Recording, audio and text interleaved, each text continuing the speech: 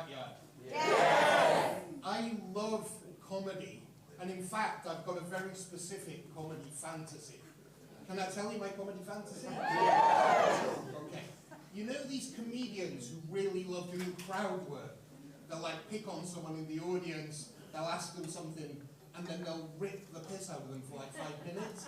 You know that, right? Yeah. You ready?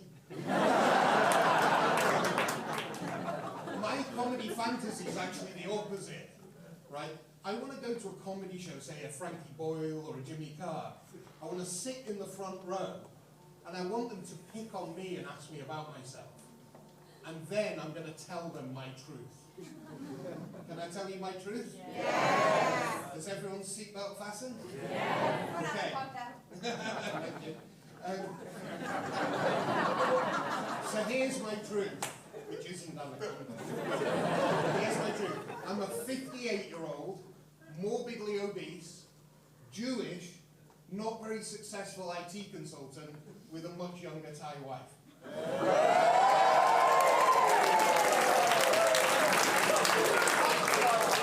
I want to tell them that, because it would be like lighting the touch paper in a firework, watch a head spin around with all the ways they can tear me a new one.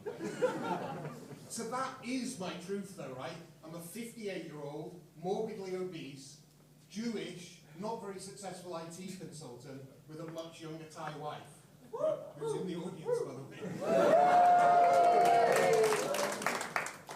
One of those things is a real problem for me. Which one do you think it is? Thai wife.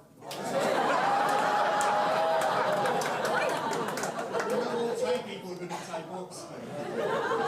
Okay. No, it's actually the Jewish thing. And I wanted to talk to you a little bit about being Jewish. And I know it may be a bit sensitive and a bit triggering. So if you don't like it, or you heckle, or you don't clap loudly enough, I promise I will only respond with appropriate force.